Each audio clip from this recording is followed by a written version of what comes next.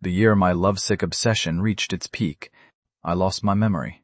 I remembered everyone, but the bodyguard I loved most, Serena Ashford, was completely erased from my mind. Gone were the 3 years I'd spent defying the entire world for her. And yet, the beautiful bodyguard who had always despised me looked utterly panicked. Who was Serena Ashford? After nearly drowning and then waking up, her name meant nothing to me. My father's expression was strange, difficult to read. He raised an eyebrow, testing me. Serena Ashford is your bodyguard. She's been with you for 3 years now. You're very fond of her. Those words hesitated on the tip of his tongue, then were swallowed back down. He chose his words carefully. You value her greatly. The moment he finished speaking, a clear, sweet male voice cut through my thoughts. Brother! I bought your favorite fruit. Come try some. I stared at the plate of pre-sliced mango and frowned. My mother only gave birth to me. That much I hadn't forgotten. Dominic Langford. If your memory has issues, I suggest you get your head examined. But if you're deliberately trying to watch me have an allergic reaction, then I suggest you just say so. Dominic's hand trembled as he held a stick of candied hawthorn, and his eyes instantly turned red. Young master, please calm down.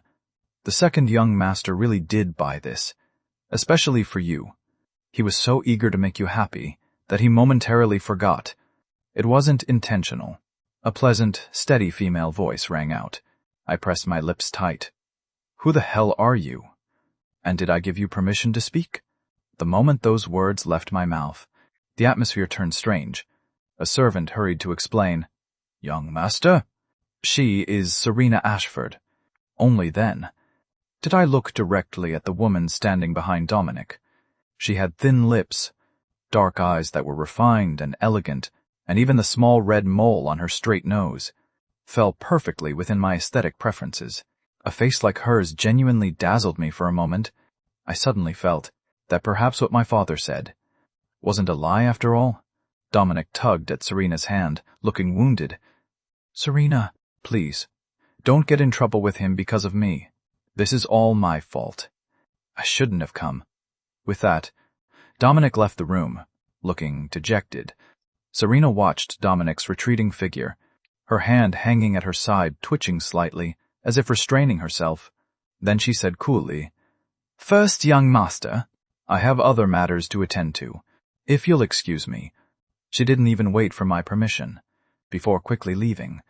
Was this a deeply ingrained habit? I laughed coldly, somewhat bewildered. That face was beautiful. True. But someone who couldn't distinguish between primary and secondary. Someone so lacking in judgment? Why had I valued her before? My father's face darkened as he threw out the word fool, and stormed off after her. Afterward, the servant beside me couldn't help but speak up timidly. Young master, Miss Ashford seems unhappy. Should we follow the usual routine and prepare a gift for her? I burst out laughing when I heard this. Tell me, why should I apologize to a bodyguard? My gaze drifted to a classical piano sitting out of place in the corner. The servant noticed where I was looking, and explained, Miss Ashford enjoys playing piano. You had this specially shipped from New Zealand, by air freight. Drag it out and burn it. I cut him off coldly. The servant was stunned, but still obeyed and called people to carry it away. I slept until midnight, restless for some unknown reason, and left my room to wander. As if guided by something unseen, I found myself before an unfamiliar room. It was as though my body's memory was leading the way. I was about to leave, but then I heard strange sounds coming from inside. A female voice, barely suppressed, drifted out hazily. Dominic, I belong to you. Through the crack in the door, I could see everything clearly.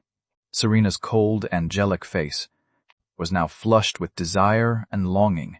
Her slender hand caressed her most intimate places, and then she lowered her head, pressing a kiss to the photograph before her. The man in the photo wore a white dress shirt, devastatingly handsome. It was Dominic Langford. After a while, Serena stirred. She stood and walked into the bathroom. My eyes narrowed, and I pushed open the door with a cold expression. In the trash can in the corner, a notebook caught my attention. I opened it, and dense handwriting filled my vision. Today, I deliberately ran into Serena's room wearing my pajamas. She immediately wrapped me up tight, escorted me back to my room, and had someone lock the door so I couldn't leave. She definitely cares about me. Otherwise, why would she say she was worried I'd catch a cold? Today, I made a mistake. I drubbed Serena. She would rather stay in the swimming pool at -10 degrees. All night to flush it from her system. What exactly is wrong with me? The handwriting was painfully familiar. It was mine. Even though my memories of Serena had been erased, I had to admit that these past 3 years of mine had truly been a madness beyond all reason, in love with a bodyguard. Just then, the sound of running water gradually stopped. I could hear Serena inside, talking on the phone. "Heiress of the Ashford family? Haven't you had enough of playing bodyguard and tutor? Come home and inherit the family fortune already. Don't tell me you actually like that Julian Langford?" "No." Serena's voice was decisive. "Julian Langford is the kind of arrogant, self-righteous fool who isn't worth one of Dominic's fingernails. The only reason I lowered myself to work as a bodyguard for the Langfords is for Dominic." I curved my lips into a silent, cold smile. I didn't alert her to my presence. Instead, I gathered up all of Serena's clothes that were lying on the bed. I carried them to the backyard and, stone-faced, set them ablaze. As the flames roared, I called my father. "That thing you mentioned about the Sinclair family in Harbor City? The disabled daughter from the Sinclair family. I agree to the marriage alliance, but I have 2 conditions. Transfer the shares of the bus company under your name to me. That's what my mother deserved. Second, Dominic wants a piano teacher, doesn't he? Serena is perfect for the job. Give her to him. She loved her precious Dominic so much anyway. Why should I keep this eyesore around?" My father, who had never spoken a kind word to me, suddenly became animated with excitement. "Julian, you're not joking, are you? As long as you agree, we can hold the wedding in 1 week." The moment I hung up, I heard hurried footsteps behind me. I turned around. Serena was wearing nothing but a thin lace slip, striding quickly toward me. "First, young master," Serena spoke, her pleasant voice now tight with barely contained fury. "I've told you I have no feelings for you. Why do you keep clinging to me?" I laughed coldly and stepped closer.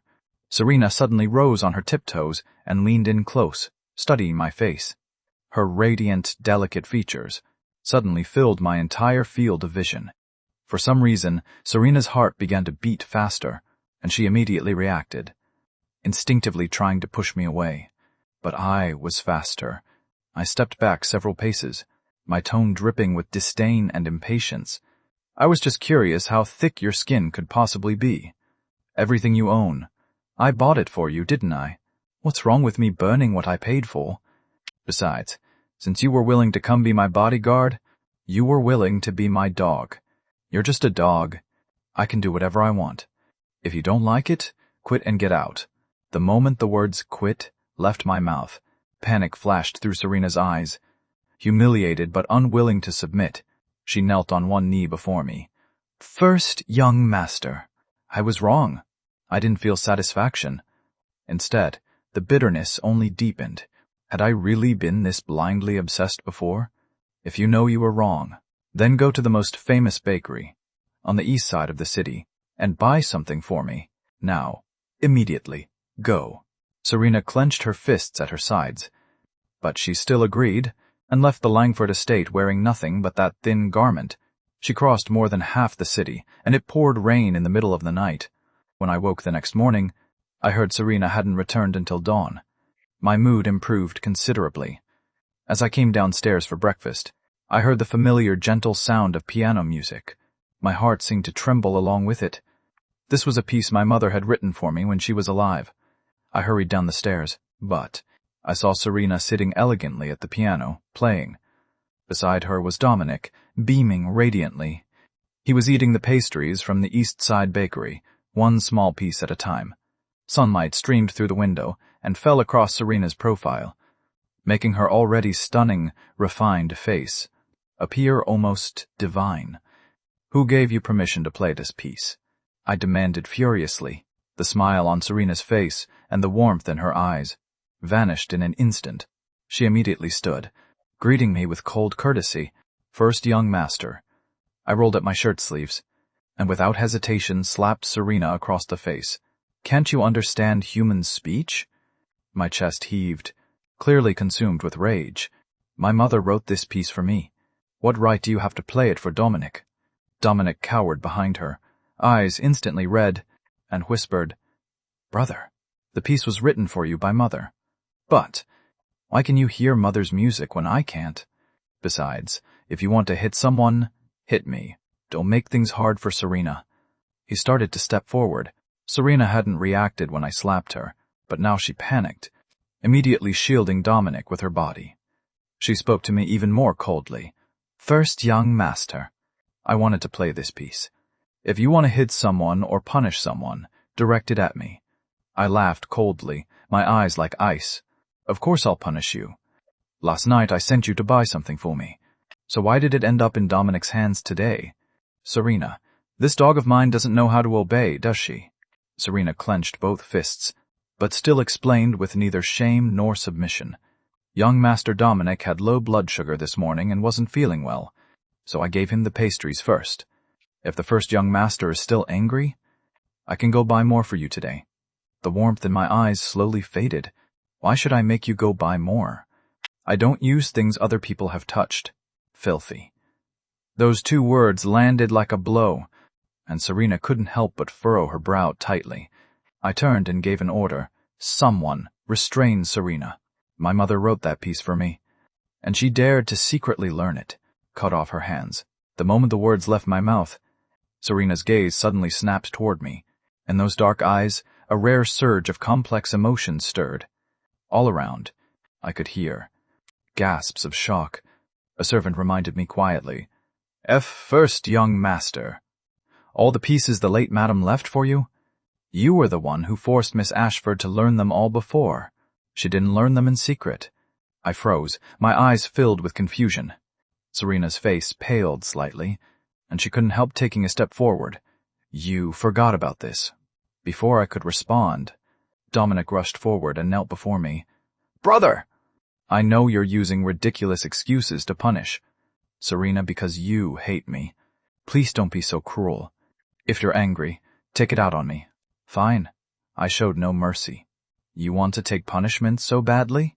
Then kneel here. Kneel all day." With that, I didn't look at Serena again, and turned to leave. I truly didn't want to let these two people ruin my mood any further. Today was my birthday, and I'd already arranged to celebrate with friends. As I was about to get into the car, I sensed someone behind me and turned around. Serena was clearly distracted. "Are you sure you want to follow me?" I laughed coldly. Serena responded with icy professionalism. "First young master, you previously instructed me to stay by your side at all times." That's what she said, but her eyes were full of reluctance, her heart clearly having already flown back to Dominic, still kneeling in punishment inside the house. Just then, someone suddenly cried out, "Second young master!" Oh no, the second young master fainted. Serena's expression changed instantly, and without sparing me a glance, she rushed back into the house. I withdrew my gaze and got into the car, expressionless. The driver asked timidly, "First young master, should we wait for Miss Ashford to come with us?" I closed my eyes, struggling to suppress the strange emotions inside me, that thing called grievance and bitterness, and said coldly, "Go." Ever since Dominic came to the Langford household, my father had never thrown me a birthday party again. Every year I would gather my friends and celebrate on my own, but not during those 3 years. The servants explained to me that during those 3 years, every time I wanted Serena to spend my birthday with me, Dominic would always find some excuse to call her away. At the entrance to the party, seeing the friends waiting for me, the unhappiness that had risen in my heart because of Serena instantly melted away. After all, in just 6 more days, I would be gone anyway. Halfway through the party, a security guard approached me looking troubled, saying someone was looking for me at the door. Before he even finished speaking, Dominic came running in, his face full of joy, reaching out to put his arm around my shoulder. Brother! So today is your birthday. You didn't even tell me. I'm here to celebrate with you. I immediately stepped back to avoid him and spoke only one sentence. Someone. Throw him out. Dominic flinched, then looked aggrieved. Why, brother? Do you really hate me that much? I laughed coldly. You're the one who begged me to punish you. I made you kneel as punishment, and you knelt until you fainted. Feeling better now? When the guards were about to touch Dominic, Serena's eyes sharpened, and with swift precision, she stepped forward and took them down. Her moves were beautiful, but she had never protected me like that. Serena looked toward me, her anger tinged with dissatisfaction. First, young master Dominic, thought of your birthday today, and forced himself to come here despite feeling unwell. Even if you hate him, you should think of yourself. If the media captures you, heartlessly throwing out your own brother, it won't look good for you either. My pupils contracted slightly. I realized that someone near me must have unconsciously sent my schedule to Serena, which was how she could bring Dominic here, and could even summon a group of reporters at a moment's notice. Are you threatening me? I almost laughed. Serena lowered her eyes. I wouldn't dare.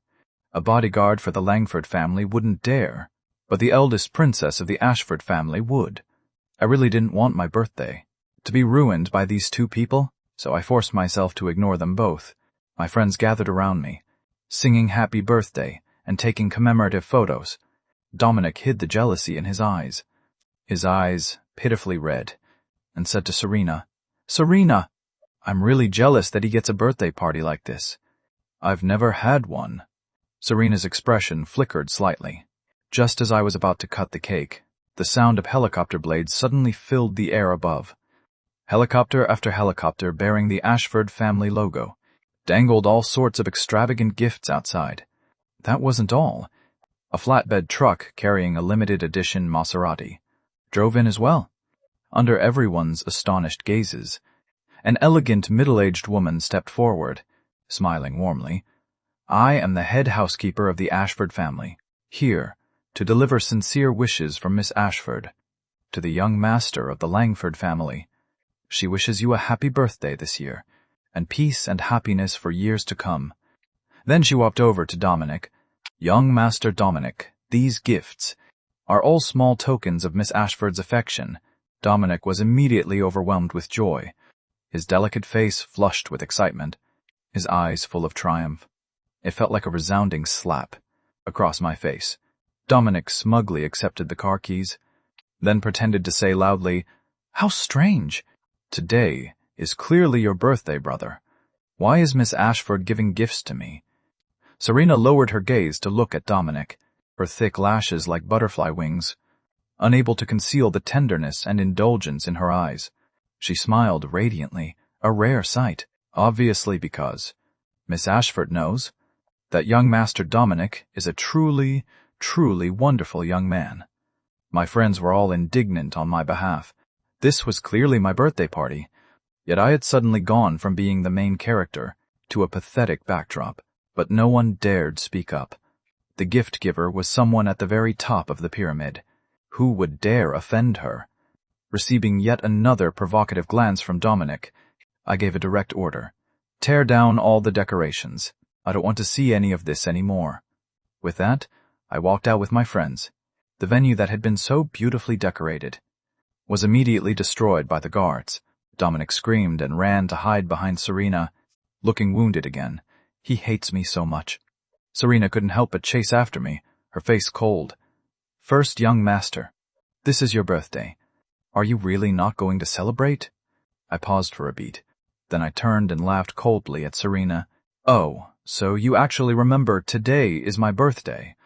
Serena froze when she heard this, at a loss for words. I looked away and walked faster. When I got home, I started packing, clearing out all of my belongings, whatever I couldn't take with me. I would rather destroy than leave behind, for Dominic to use those precious items. Dominic suddenly appeared uninvited, sobbing as he ran in and knelt before me, kowtowing. Brother, I just wanted to wish you a happy birthday. I didn't mean to steal your attention. Please forgive me. Before I could even process what was happening, My father followed behind him and slapped me hard across the face. How can you be so heartless? Even if Dominic annoyed you, even if he did something wrong, you shouldn't have had someone torture him, nearly cutting off one of his hands. The slap left me dazed, and hearing my father's baseless accusations, I couldn't help but protest. I never did anything like that to him. Is everything that happens to Dominic automatically my fault? My father grew even more furious. If not you, then did Dominic do it to himself? You won't admit it? I have ways of making you confess. Dominic was my father's precious treasure. Seeing his beloved son nearly crippled, my father had lost all reason. He ordered someone to bring a rod as thick as a forearm. I struggled frantically to explain, but no one listened. At my father's command, the rod came down hard on my calves. The pain made my heart seize up, and I couldn't help but scream. 10 more blows followed, and the excruciating pain made the world before my eyes blur, until a slender figure rushed over and helped me up. Smelling that familiar, cool fragrance, I recognized it was Serena. Serena had come to save me. She supported me steadily, her arms giving me a sense of safety. In my hazy consciousness, I heard Serena arguing with my father. The gist was that if word of these family punishments got out, it wouldn't look good, and it would also damage Dominic's reputation.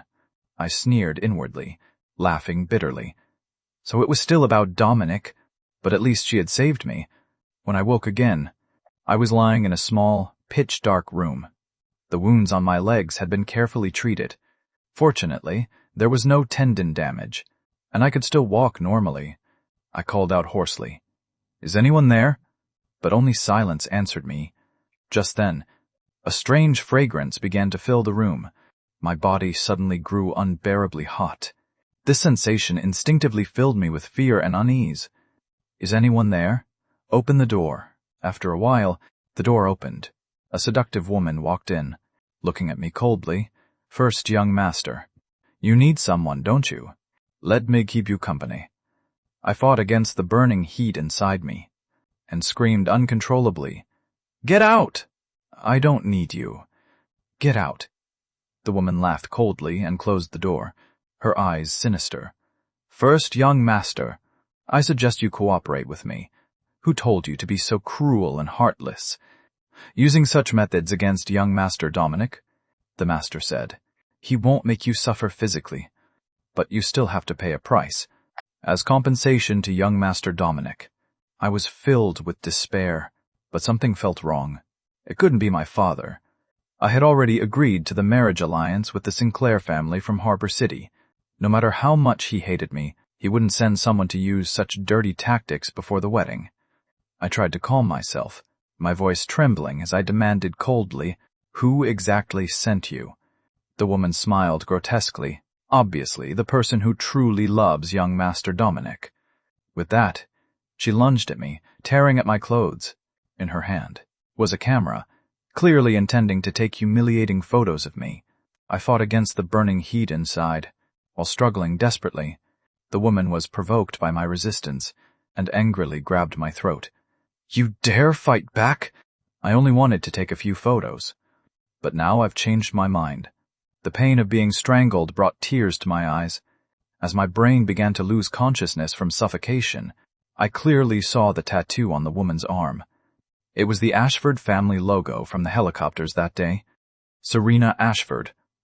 In that instant, I felt myself falling into endless darkness. Despair and anguish closed around my heart, like a giant fist. So she had saved me from my father. Not just for Dominic's reputation, but so she could punish me herself. Filled with despair and helplessness, I slowly closed my eyes. Just then, the woman was suddenly knocked down. A familiar, cool fragrance drifted over.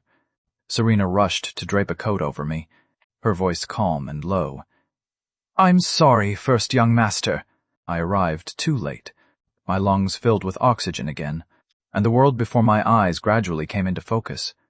Looking at Serena appearing like a guardian angel, there was no joy or gratitude in my eyes, only fear and a strange numbness. Serena didn't understand why I was looking at her like that, and her heart suddenly ached. She carefully crouched before me, her voice unusually gentle, tinged with guilt. "First, young master, let's go. Let me take you to the hospital first." Hearing this, I couldn't help but laugh bitterly.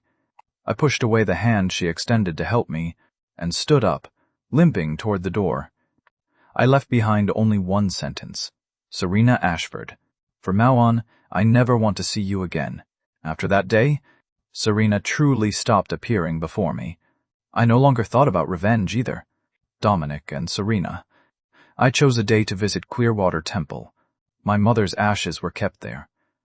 I worried that after I was gone, no one would come to light incense for her, so I came to retrieve the urn.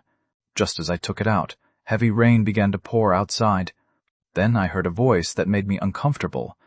"Serena, the abbot's sandalwood prayer beads aren't given out easily. Maybe we should just forget it. Even if the master said you'll have bad luck this year, just being careful should be enough. Besides, if you want to get them for me, you'd have to kowtow up all 99 steps, without stopping in between. It's really not worth it." Dominic held Serena's hand, his expression full of concern, but his eyes clearly sparkled with anticipation. Serena's gaze was gentle yet resolute. "As long as I can protect you for the rest of your life, I can pay any price." With that, she immediately knelt and began kowtowing. She had only bowed up a few steps, when she looked up and saw me with my ice-cold gaze. My face completely expressionless, Serena felt inexplicably uneasy, but still greeted me with a blank face and respectful bow. "First, young master." I acted as though I didn't see her, didn't even ask why she was here, and continued walking down, as if she were nothing but air. As we brushed past each other, Serena's heart clenched uncomfortably, and she tightly clenched her fists with restraint. She gritted her teeth and continued her devout kowtowing. Dominic smiled provocatively and blocked my path. "Julian, do you see? Whether it's your things or the people around you, as long as I want them, I can take them all." I half-lidded my eyes and smiled faintly. "Then I should thank you. Otherwise, I'd be worrying about how to dispose of all this garbage. Luckily, you love picking up the things I don't want." Dominic's innocent smile immediately twisted. He suddenly reached out and snatched the box from my hands, throwing it straight down the steps. "You and your cheap whore of a mother are both equally disgusting. Everyone hates you both. Why don't you just die? You should have died with her." My face went pale with shock, and despite standing on the steep, narrow steps, I desperately lunged after it. I was still a step too late. The ashes scattered everywhere. I lost my balance and tumbled down as well. My whole body felt like my bones were being crushed. I rolled down dozens of steps before finally stopping. My head slammed hard against a nearby stone. Blood stained my vision red. Dominic walked over to me triumphantly, looking down at me from above. If Serena had just turned around, she would have seen him. Dominic, who usually looked like an angel, now had a twisted expression on his face. As he trampled on my mother's scattered ashes, I grabbed the hem of Dominic's pants, my voice furious. "Dominic Langford, you'd better pray you never fall into my hands." Dominic blinked, then maliciously raised his foot and stomped down hard on my hand. I couldn't help but tremble all over. Screaming in agony, Serena's kowtowing figure paused for a moment. She had clearly heard my agonized screams, but she still didn't turn around. Because if she wanted to sincerely pray for Dominic's blessings, this ritual couldn't be interrupted. In the end, nothing came of this incident. All Dominic had to do was make his eyes red with tears, and the whole world would believe him. To prevent me from going crazy and hurting him, my father even arranged for Dominic to live elsewhere. Serena went with him. But encounters were still unavoidable. Among the wealthy elite of the capital, the annual yacht party was something everyone attended. My father brought me along while threatening. "Julian, I'm warning you. Don't cause any trouble. You have a 9 o'clock flight tonight to Harbor City. Once you land, I'll transfer the shares to you. This is just a meal. You're leaving soon anyway. I just want you to behave," I answered with rare patience. "Fine. Tonight, I do plan to behave. But once those shares are mine, I make no promises." The moment we arrived at the party, Serena immediately positioned herself in front of The pitifully pitiful Dominic. My body was still wounded, but I maintained my proudest posture. I swirled the red wine in my hand, my red lips curving into a mocking smile. Changed masters so quickly? Looks like from now on, when you're with Dominic, you'll definitely be devoted.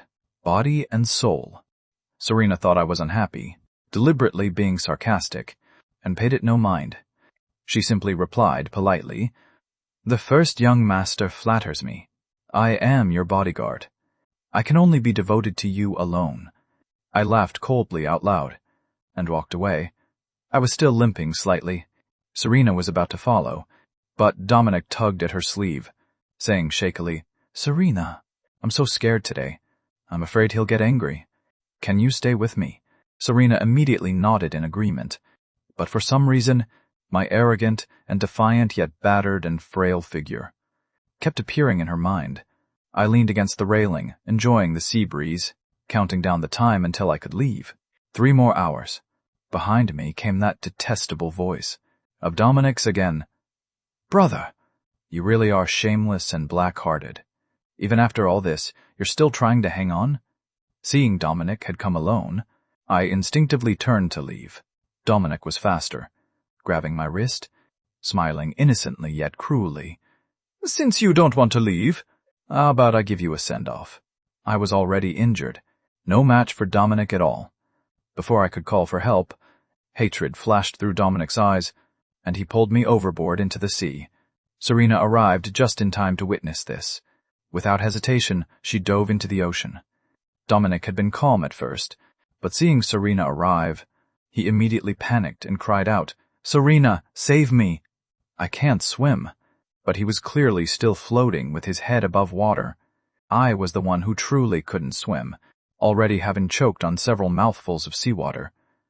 I watched with open eyes as Serena swam quickly toward us, pulled Dominic into her arms, and then turned to swim away. Survival instinct made me stammer out a plea for help. "I can't swim." Serena didn't even glance at me, and said coldly, "First, young master, you must have forgotten. 3 years ago, you made me teach you to swim. Stop pretending." With that, she swam away with Dominic. The freezing seawater, mixed with the fear of death, engulfed me, but I had forgotten all my memories of Serena. How could I possibly remember her teaching me to swim? After choking on countless mouthfuls of seawater, feeling like I couldn't hold on any longer, about to close my eyes, I was pulled up by a pair of slender hands. In my hazy consciousness, an unfamiliar but pleasant female voice kept urging me, "Julian, don't fall asleep. Please don't fall asleep. Don't be afraid. I'll take you to Harbor City." The moment she climbed onto the yacht, Dominic slowly regained consciousness in her arms. The commotion attracted the attention of many. Seeing more and more wealthy guests gathering around, Dominic instinctively pushed Serena away and hurried to his feet. Gone was any trace of his drowning weakness. Serena was momentarily stunned, but didn't think much of it. Her hands hanging at her sides were still trembling, not from the cold, but from an inexplicable worry. I had told her I couldn't swim. How could that be? My swimming technique had been personally taught by her over those 3 years, on par with professional athletes. Even if I fell into the ocean, I shouldn't have been drowning. Besides, when she surfaced, she had seen the rescue team going down. Dominic noticed Serena's dazed expression and assumed his rejection just now had hurt her feelings, growing somewhat impatient. "Serena, I'm not feeling well. Let's go back first." Serena looked at the pitch-black sea, churning beneath the yacht, the unease in her heart growing stronger. She wanted to jump back in. "I need to go check. He's my employer. I have to make sure he's safe." This was also the excuse she made for herself. Dominic bit back his unwillingness, quickly grabbing her arm, and put on his weak, about-to-faint act again. "Serena, I really don't feel well. Can you take me back first?" Looking at Dominic's beautiful, tearful eyes, Serena immediately softened, forcing herself to look away. "All right, young Master Dominic. Wait a moment. Let me make the arrangements." After Serena left to arrange things, Dominic's eyes immediately turned cold with jealousy.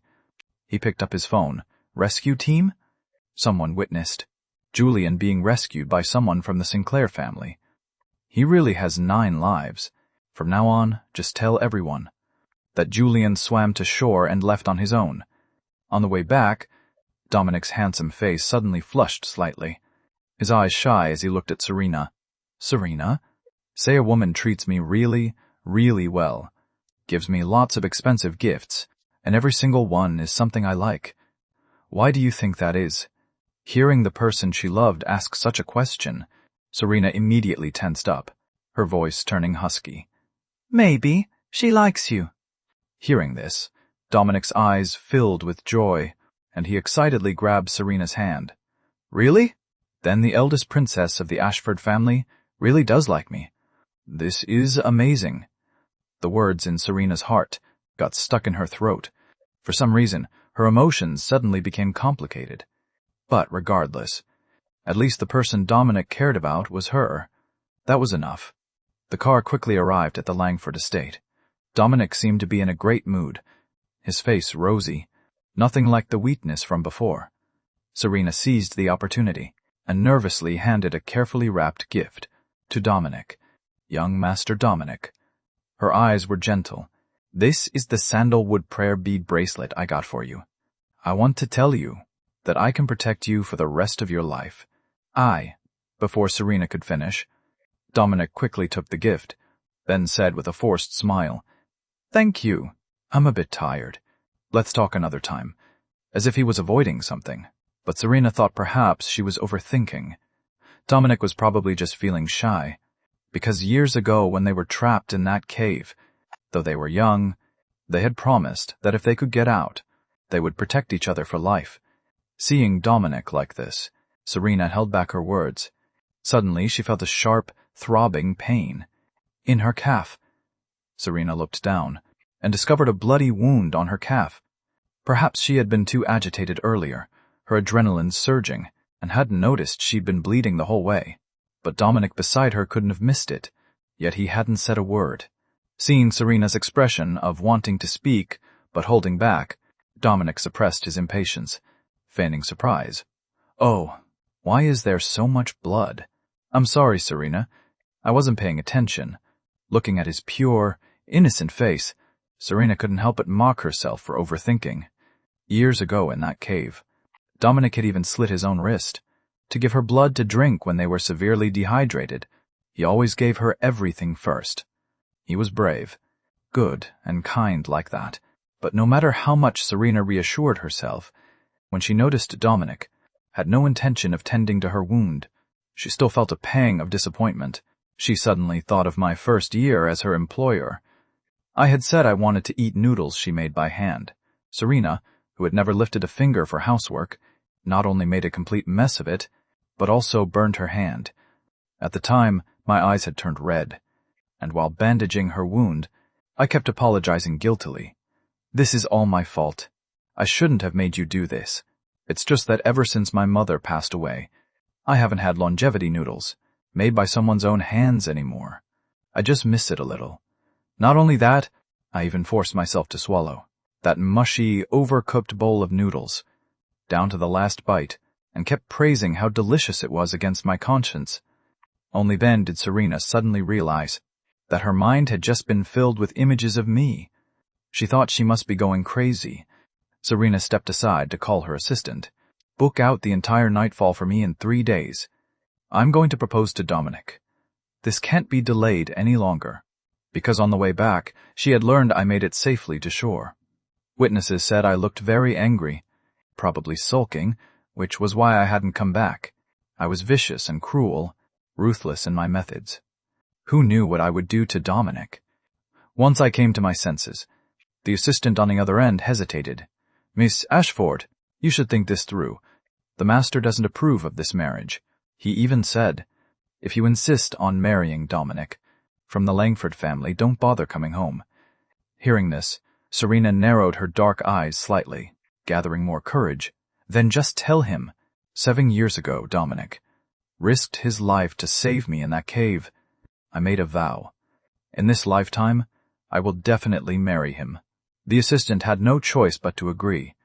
Yes, I'll arrange it immediately. Serena hung up the phone. then gazed up, adoringly toward Dominic's room upstairs. But she didn't know that inside his room, Dominic was full of disgust, throwing the sandalwood prayer beads and their packaging into the trash, muttering curses under his breath. Sure, he's handsome, and he treats me well, but does Serena Ashford really think I'd be with a lowly bodyguard like him? Does he even know his own place? We're both Ashfords, but our statuses are worlds apart. Serena knew nothing of this.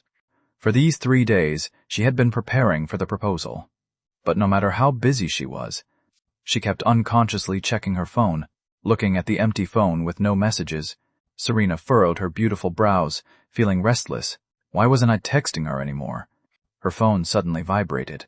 Serena immediately stopped everything she was doing, answering instantly, unconsciously saying, "First, young master." Before she could finish, she heard my father's voice from the other end. "Serena Ashford, I'm informing you of something. From now on, you'll stay with Dominic. Whether as a bodyguard or piano teacher, your salary stays the same. Is that acceptable?" Serena gripped the phone tightly, losing control as she protested. "Perhaps it would be better if I stayed with Julian." My father was both puzzled and angry. "Why? Don't you want to work for Dominic? I've noticed you're always careful in your work, always helping Dominic, so I was willing to." Serena pressed her thin lips together, finding an excuse for herself. "Mr. Langford, you've misunderstood. I'm afraid if you arrange it this way, it will make the first young master resent young Master Dominic." Hearing this, my father's voice softened. "You don't need to worry about that. This was Julian's own request. Even if he wants to get angry later, he'll have no grounds." Hearing the words, "Julian's own request," Serena didn't hear anything that came after. Her mind went blank for a moment. How could I have actively requested this? Did I really not need her anymore? That couldn't be. If that were the case, given my personality and my obsession with her, I would rather destroy her than give her to Dominic. There was only one possibility. I must be plotting something against Dominic. My father was still talking on the other end. Serena took a deep breath and hurriedly replied, "Yes, it's my honor to be by young Master Dominic's side." Even though she had found an excuse for my actions, the unease in her heart was like an underground current, constantly surging through her. Breaking her own rule, Serena took the initiative to text me. For once, she didn't politely address me as first young master. "Julian, as long as you agree to never harm Dominic again. That thing you mentioned to me before, I'll reconsider it. Last time was before I fell into the water." I had gathered all my courage to hand her my love journal, nervously stammering out a confession, hoping she would be my girlfriend. But Serena had immediately requested a week's leave, showing her resistance. When her leave ended, she heard I had fallen into the water, and after I woke up, she never mentioned it again. She planned to give me 3 final hours to think it over. Serena kept telling herself, this was only for Dominic's future happiness. She couldn't love a cruel, vicious man like me. Normally speaking, within a second of sending this message, I would reply immediately, but as she watched time tick by, it was almost time for her to propose to Dominic. Was I really that stubborn? Insisting on making things difficult for Dominic, Serena's beautiful face was covered in frost, and she spoke with disappointment. Then, in the final second of her countdown, she deleted all my contact information, as punishment for me. After doing all that, Serena held an expensive bouquet adorned with jewels, and stood before the private room door. Inside was Dominic, whom her assistant had called over in advance. Through the door, she could already hear Dominic excitedly calling his friends. "The eldest princess of the Ashford family is proposing to me again. This is amazing. Thank God it's not me who has to marry that cripple." But Julian, honestly though, right about now he's probably consummating his marriage with that cripple, right? Hilarious. I really want to see how pathetic he looks right now. Of course, there's no need to worry about Julian coming back to bother me. He used to be obsessed with that broke bodyguard, but last time I pushed him into the water and he lost his memory. That bodyguard is an idiot too. What made him think I would ever like him? I had thought the wedding with Vivienne Sinclair would be a hasty affair, just going through the motions, because I knew very well This marriage was nothing but a business arrangement. Besides, the Sinclair family's original choice for the alliance had been Dominic. I only agreed because I wanted my freedom. Before stepping out of the dressing room, I had mentally prepared myself to be looked down upon by the Sinclair family. But unexpectedly, the entire wedding venue was extravagantly decorated, packed with guests, not a single seat empty. There was even a graceful, kind-looking noble lady, who immediately walked over with a warm smile, taking my hand. "Dear child, you're Julian, aren't you? Don't be nervous. You should call me Mother now." I was slightly stunned, but went along with it, stammering a bit. Mother, is the Sinclair family always this grand?" Mrs. Sinclair covered her mouth and laughed. "Of course not. But a wedding is a momentous occasion. It deserves proper treatment. But I didn't seem to be the person they originally wanted for the alliance." Before I could say this, Mrs. Sinclair had already taken my hand and led me away. Along the way, she chattered on about many things. I told Vivienne before to hurry to the capital to bring you back, but she kept making excuses. Luckily, she arrived in time, last time, and managed to pull you from the sea. But don't be upset. Vivienne was just too shy to meet you. She's thin-skinned. Dear child, your family couldn't attend, so just think of me as your real mother. I will definitely treat you well." Just like that, I was dazedly pushed through the wedding proceedings. Everything was ready. But when I saw the bride, Vivienne Sinclair, walking steadily toward me, I was still momentarily stunned. I wanted to ask, wasn't Vivienne Sinclair disabled? Wasn't she supposed to never walk again? And yet, watching this elegant, refined woman approach step by step until she stood beside me, I couldn't help but pinch my own leg. This wasn't a dream. Noticing my movement, Vivienne lowered her lashes and spoke softly. "Young Master Langford, no need to be shocked. My legs have indeed healed.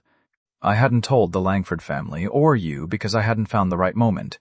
I'm truly sorry." Though she seemed somewhat aloof, she was very reasonable.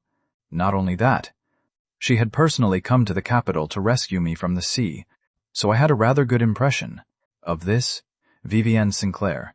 I thought it over. The two of us were in a business marriage after all. Now that Vivienne's legs had healed, there was probably no rush to get married. Better to just go through the motions and find a way to divorce later. I started to speak. "Miss Sinclair, there's something I'd like to discuss with you." "Wait." Vivienne cut me off coldly, pulling me before the officiant to exchange vows, exchange rings, and complete the ceremony. I found another opportunity to speak. "Ms. Sinclair, maybe we shouldn't rush this. Let me say a few things first." Vivienne, glass in hand, swiftly yet elegantly made a round of toasts, then pulled me toward the bridal suite.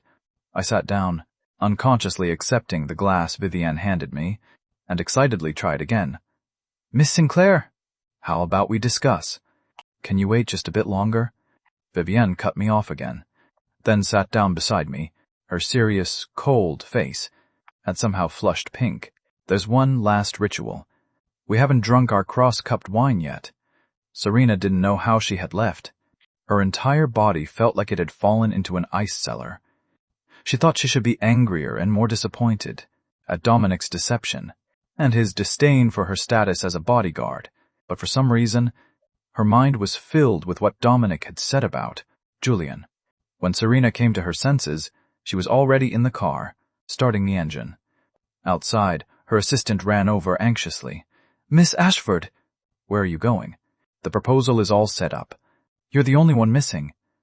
Serena's eyes were red, her handsome face full of exhaustion, as she ground out each word. Cancel everything. Right now, all she wanted was to confirm something. The speedometer shot up to 100. Serena didn't bother hiding her identity anymore, driving her Maybach urgently to the Langford estate. She kicked open Julian's door and looked at the empty room inside.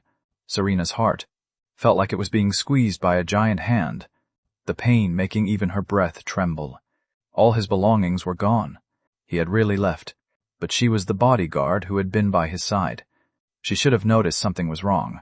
If she had just paid a little attention. What had she been doing during all that time? Serena thought of something else.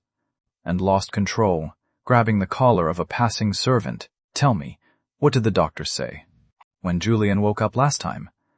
The servant looked at Serena's dark expression and couldn't help but shudder. Carefully answering, the doctor said, the first young master suffered severe head trauma, causing traumatic memory loss. He forgot part of his memories. The more Serena listened, the paler she became. She clenched her jaw tightly. Pale as she argued, how is that possible?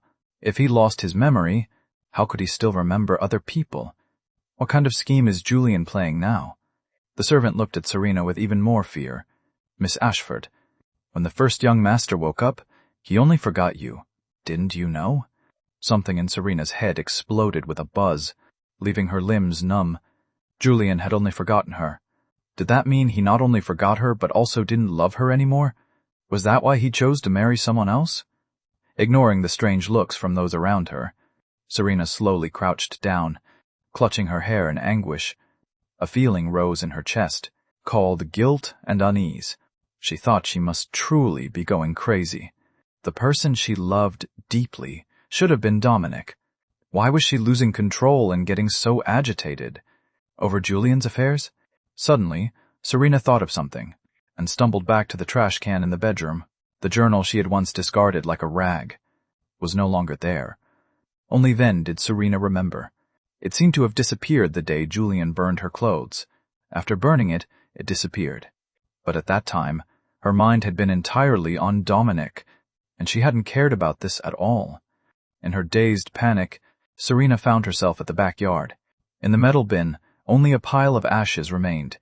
Serena stared at the ashes inside, staring for a very, very long time, before her eyes suddenly appeared. The image of Julian burning things that day. In the firelight, that delicate face had shown no extra expression. Those eyes that used to light up like stars whenever they saw her were now cold to the bone. Serena suppressed the sharp pain in her heart, and was finally forced to admit a truth. He had truly forgotten her. That was why. He could destroy his love for her without blinking. Just then, Serena was suddenly embraced from behind. She heard Dominic's shy voice. Serena. Being suddenly touched intimately by the person she had liked for so long, Serena's instinctive reaction was rejection and disgust. She quickly turned and pulled Dominic away, lowering her eyes, speaking in an unprecedentedly cold and distant tone. Young Master Dominic, please maintain some propriety. Dominic's cheeks flushed red, clearly still caught up in his excitement, naturally not noticing anything unusual about Serena. Serena, so you're the eldest princess of the Ashford family. I just found out about this. I never knew you loved me so deeply all along. Actually, Dominic shyly lowered his head again, I've liked you for a long time too. It's just that because Julian was around before, I didn't dare express my feelings. So would you be willing to, young Master Dominic Langford? If I were just a bodyguard, would you still like me? Before Dominic could finish his confession, Serena coldly cut him off. The woman's dark eyes were like an abyss. The moment Dominic faced those cold eyes, he suddenly felt an inexplicable chill. He struggled to maintain his perfect smile. Of course, the reason I never expressed my feelings was because I was worried you wouldn't accept me. I just never expected we were so fated. Serena. Dominic affectionately took Serena's hand. Since we feel the same way about each other, how about we discuss marriage with both our families? The man before her still had that beautiful smile, the look she had loved for so many years. But at this moment, Serena felt no joy whatsoever, because she had heard clearly. Dominic actually looked down on her bodyguard status, but Serena still remembered the promise from that cave years ago. So even though she now felt some disgust toward Dominic, she couldn't break her word. Serena withdrew her hand without expression, feeling somewhat restless. As she spoke, let's talk about it later. With that, without waiting for Dominic to hold her back, she quickly left. The moment she returned to the Ashford estate, a teacup shattered at Serena's feet. Kneel! Serena looked at her father's gloomy face and furious eyes, hesitated for a moment, then chose to kneel, but she remained resolute. Father! I know you don't like Dominic, but I must marry him. Your refusal is useless. I've already announced the news publicly. Hearing this, Mr. Ashford, nearly choked with anger, Serena stubbornly continued. Years ago, I was in danger in the wilderness. A volunteer rescue team found me. I ended up trapped in a cave with him. Because my injuries were so severe at the time, compressing my nerves, I was temporarily blind and unable to move. Everyone else gave up, but he stayed with me through that time and kept me alive. After speaking, Serena closed her eyes in anguish. So even if I no longer love him from now on, I still have to marry him. But you don't need to worry about me delaying the wedding. The most urgent matter. Serena still wanted to go find Julian. She had to save him from that crippled woman. Consider it compensation and atonement for his love. Hearing this, Mr. Ashford immediately couldn't help but laugh coldly. He picked up a stack of documents and threw them hard at Serena. Serena Ashford, I used to think you were my smartest child. Now it seems you're just as foolish. Do you know why I don't like Dominic? His mother was a mistress, and he's an illegitimate child who can't be acknowledged. You want to marry an illegitimate child? You've completely humiliated me. And another thing. Look carefully at whether the person from back then was really Dominic. Looking at the documents falling from the folder, the color drained from Serena's face bit by bit. The blood in her body seemed to freeze. First was a set of photographs. In the group photo of the rescue team from that year, inside, was a boy smiling brightly at the camera. It was Julian, and Dominic was nowhere in the team. Serena muttered, impossible, while frantically flipping through all the documents, but reality slapped her hard across the face. Dominic and Julian were not born from the same mother at all. Dominic had lived with his mistress mother in another city since he was young. When Julian was risking his life to save Serena, Dominic hadn't even arrived in this place yet. Serena crumpled the documents in her hand and began to recall the situation back then. After she was taken to the hospital, she had been separated from her life-saving benefactor. She only knew the person's surname was Langford, the son of the wealthy Langford patriarch and Mrs. Langford. After recovering, Serena investigated everywhere, and finally, in front of Mrs. Langford's grave, she saw Dominic in a white dress shirt paying his respects. At that time, Dominic looked innocent and kind, like an angel. Serena had naturally assumed at first glance that Dominic was the person she was looking for. Adding to that, the information she gathered everywhere said, the eldest young master of the Langford family, Julian, was arrogant and domineering, while the second young master, Dominic, was gentle and kind. Who would have thought she had thanked the wrong person and was marrying the wrong man?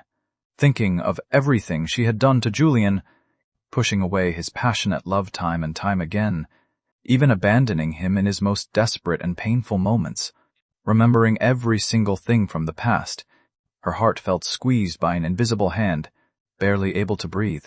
Seeing Serena in such anguish, Mr. Ashford's voice softened slightly. It's too late for regrets now.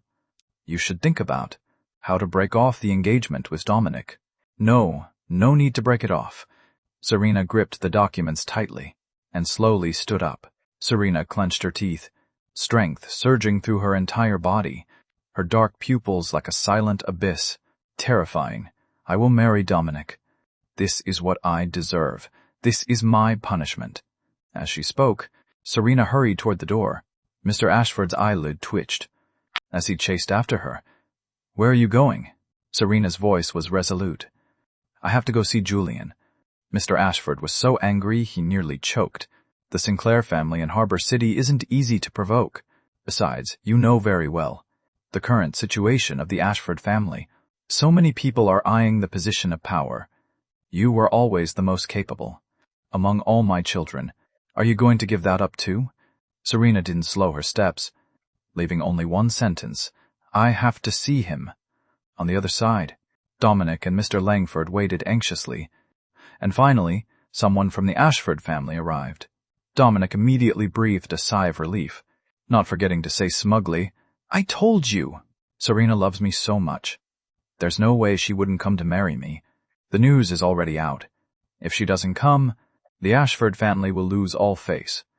Mr. Langford grew even more delighted. His eyes slightly red as he looked at Dominic with affection, the picture of a loving father. Good boy, you haven't wasted all my years of nurturing you. From now on, remember to mention the Langford family often in front of your wife. If the Langford family rises, it'll be good for you too. Father and son were excitedly planning for the good days ahead, completely failing to notice the butler delivering the dowry, had a somewhat strange smile on his face. If the young master wishes to marry Miss Ashford, here is the prenuptial agreement. If you have no objections, please sign it. Before the butler could even finish speaking, the agreement was snatched by Dominic and signed immediately. Then, filled with joy, he looked eagerly at the butler.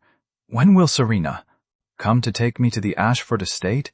The butler looked at Dominic's name on the agreement, smiled meaningfully, and spoke to give an order. Men, detain them. Before Dominic and Mr. Langford could react, guards rushed forward and roughly pinned them to the ground. Because they used such force, Dominic's face was even slammed into the floor. No longer bothering to maintain his innocent image, he cursed viciously. I'm the future son-in-law of the Ashford family. Do you have a death wish, offending me? The butler threw the agreement in Dominic's face. Didn't you read the contents of the agreement carefully? It clearly states that if you want to join the Ashford family, you must endure everything the eldest young master of the Langford family endured, all the false accusations and suffering you caused him. Dominic heard the butler's words and looked at the contents of the agreement, trembling with fury. No, impossible. Why would Serena for Julian? That bastard. Do you listen to me? I want to see Serena. Doesn't she love me the most? Doesn't she hate Julian the most? The butler found this even more amusing, but still kindly reminded him.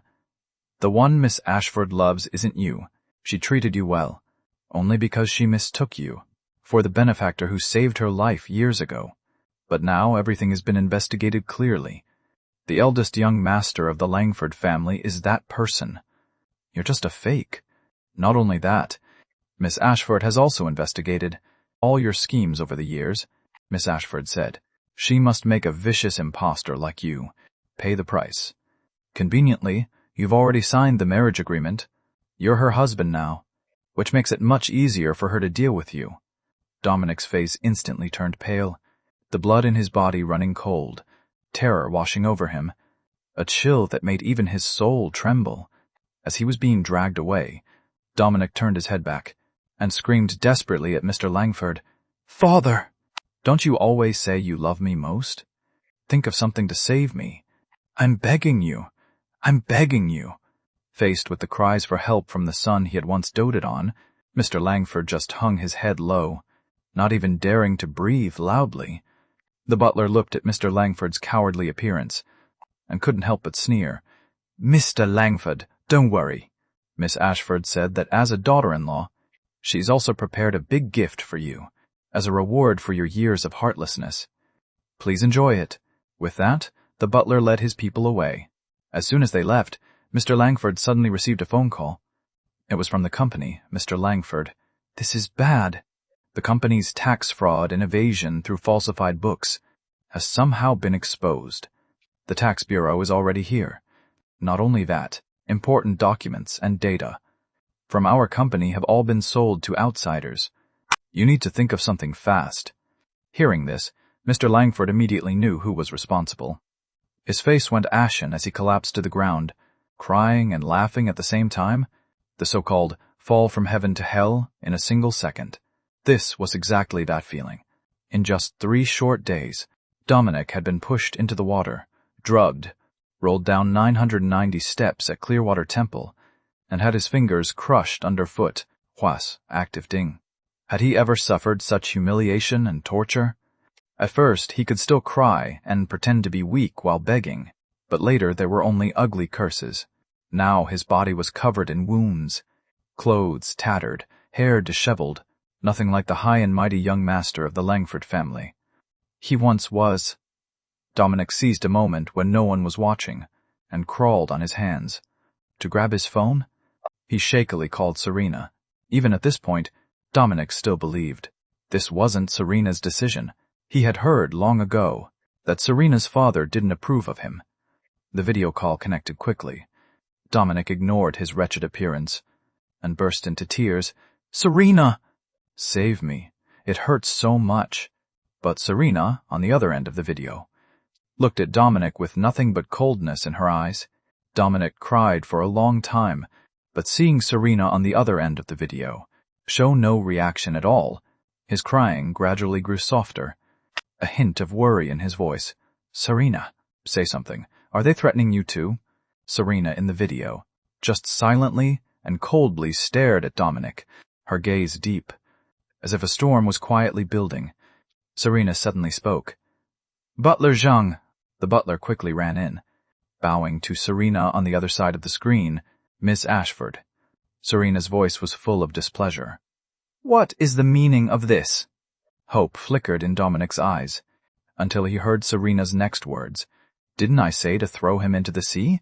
Why is he still here?" The spark of hope Dominic had just kindled was instantly shattered. Serena suddenly leaned close to the screen, and on that handsome face growing larger, her dark eyes were full of gloom and madness. "Dominic Langford, you tricked me into hurting Julian. You humiliated him and wanted to destroy him. All of this I will repay on you. You don't need to be too desperate either. After all, haven't you already gotten your wish to become my husband?" Dominic shook his head in despair. He frantically kowtowed toward Serena, on the other side of the screen, begging, "Serena Ashford, I was truly wrong. Can I apologize to you? I'm begging you. Forgive me. Divorce me. Please divorce me." Dominic screamed in terror, but could only watch helplessly as Serena, face expressionless, ended the video call. His phone was also snatched away by the butler at that moment. The butler stared coldly at Dominic and gave an order. "Men, bind his hands and feet. We're going to see."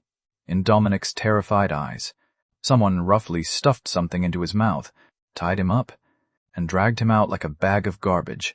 Serena set down her phone and looked at the brightly lit estate not far away, her eyes complex with a hint of longing.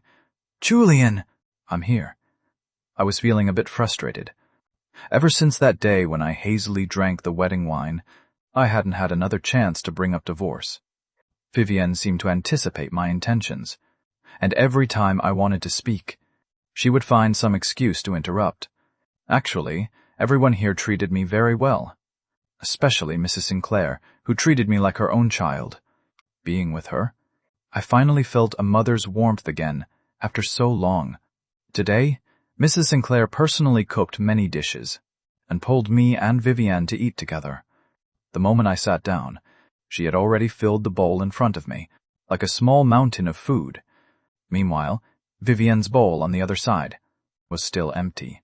Vivienne maintained her usual cold, expressionless face, silently joining in Mrs. Sinclair's actions. I was caught between laughing and crying, nearly grabbing my bowl and running away. "No more. This is really too much. I can't eat any more." Mrs. Sinclair pretended to scold me, giving me a look. "What do you mean too much? Young people nowadays only care about losing weight. Eat more. It's good for you." Seeing my embarrassment, Vivienne quickly pushed her bowl forward. "Mom, I want some too." Mrs. Sinclair nearly smacked Vivienne's head with her chopsticks, looking both angry and amused. Blockhead. Watching the two of them interact, I found it amusing, and couldn't help but smile. Vivienne glanced over, and for some reason quickly looked away, her hand on her knee tightening slightly. Mrs. Sinclair started making conversation. "Julian, it seems your Langford family is having some problems. The company is about to go bankrupt, but Vivienne was thinking of holding a meeting earlier. To see if we could help." I suddenly looked up, somewhat in disbelief. "My family is about to collapse? Who did this?" Mrs. Sinclair grew more puzzled. "It was the Ashford family. You didn't know?" Hearing the words, Ashford family, I still couldn't help my heart skipping a beat. It was shock. Why would the Ashford family suddenly move against the Langfords? Could it be because the Ashford elders didn't approve of the marriage between Dominic and Serena? Lost in thought, the bowl in my hand tilted, and the hot soup inside immediately spilled out, making me furrow my brow and let out a small cry. Vivienne quickly took the bowl from my hands, grabbed some tissues and crouched before me, carefully wiping. "Does it hurt?" Vivienne's normally cold eyes now showed restrained worry. "It looks like you got burned. Bear with it. I'll get the first aid kit." I was about to say it wasn't necessary, when Mrs. Sinclair had already come over and patted my shoulder comfortingly. "Julian, don't worry too much. If the Ashford family is causing trouble, the Sinclair family isn't exactly pushovers either." I didn't quite know how to describe my feelings, and just lowered my head with a soft sigh. "Let me think about it."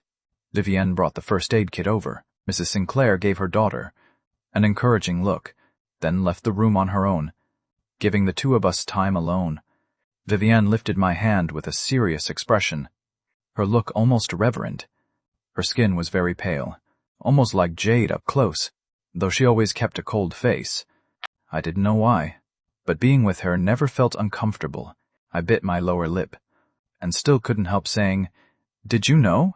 The person originally meant to marry you was Dominic, another son of the Langford family." Vivienne didn't look up, just gave a soft, I know, my other hand on my knee, tightened slightly. "So actually, I wasn't the person you originally wanted to marry. Now that he and the Langford family are in trouble, if you want to help them, I won't blame you." But before I could finish, Vivienne suddenly looked up. Her amber eyes under the sunlight were beautiful, as if ice and snow were melting within them, almost making me freeze. Vivienne asked one question. "You seem to have a bad relationship with him and the Langford family." I didn't deny it, or explain. My eyes held unconcealed disgust. "Yes, I really hate him." The warmth in Vivienne's eyes slowly faded. She released my hand and stood up. Seeing this, my heart skipped a beat, and thinking of something, I couldn't help but smile bitterly, like a curse. It seemed everyone around me was destined to fall in love with Dominic. What Dominic said was true. If he wanted, he could take everyone and everything around me. There was still some disappointment, but I was used to it, because now I knew clearly that, for me, loving others wasn't as good as loving myself. I also lifted my head to calmly face Vivienne, waiting for fate's verdict. I thought Vivienne seemed very angry, and assumed she would explode with fury. But unexpectedly, Vivienne just said calmly, "You don't like them, so they must have done something wrong. I won't help them." Then she added with some guilt, "This was entirely because I was trying to save face for you. So I asked my mother to say these things to you. I was afraid you'd be too polite to refuse help, and would ignore your own feelings. I'm sorry." When she apologized, her long lashes fluttered like butterfly wings, stirring a ripple in my heart. I was momentarily speechless, holding back for a long time before finally asking, "Wasn't the person you wanted to marry Dominic?" Vivienne said nothing, just suddenly braced her hand beside me. That face that could only be called flawlessly perfect suddenly filled my entire vision. I instinctively tried to back away, but the sofa back blocked my escape. Vivienne frowned slightly, and in those cold, dark eyes there seemed to be a few more emotions. She parted her thin lips slightly, as if sighing yet also questioning with reproach. "Julian, why would you think the person I wanted to marry was Dominic?" My mind went blank for a moment, and I let out a small, "Ah!" The confused, bewildered look of the man before her, reflected in Vivienne's eyes. Vivienne's heart suddenly beat faster. She quickly pushed herself up and away from me. "Can't be too forward. What if I scare him?"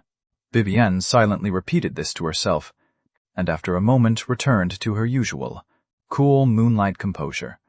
I also came back to my senses, my ears slightly warm, but I didn't think too much about it, just treating it as a misunderstanding.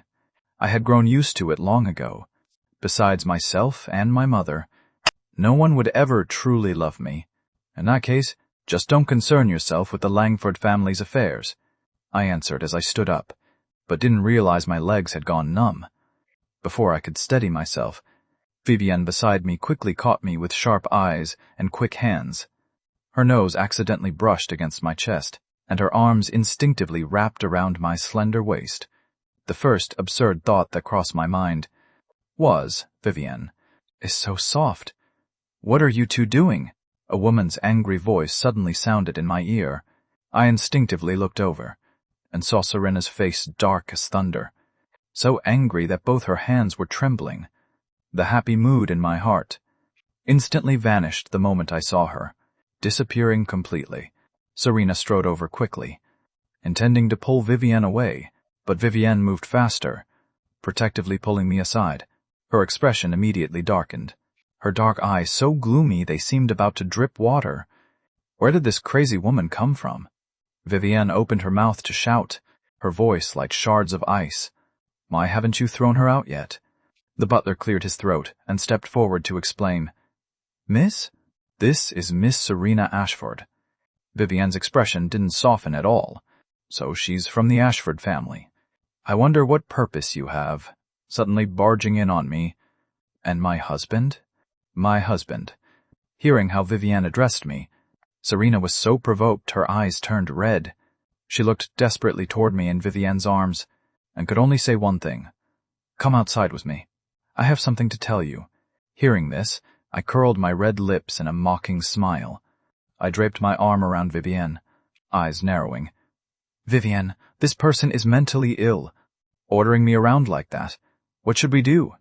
Vivienne looked at me with nothing but tenderness and indulgence, then give her a beating and throw her out. I grew even more smug, lifting my chin slightly. But she's an Ashford. Vivienne's eyes couldn't bear to leave me. She made you unhappy. Everyone is the same. The color gradually drained from Serena's face. She clenched her fists at her sides, tears seeming to glisten in her eyes, adding a touch of fragility. She never expected to one day witness me sending another woman to humiliate her, especially seeing Vivienne's hand resting on my waist.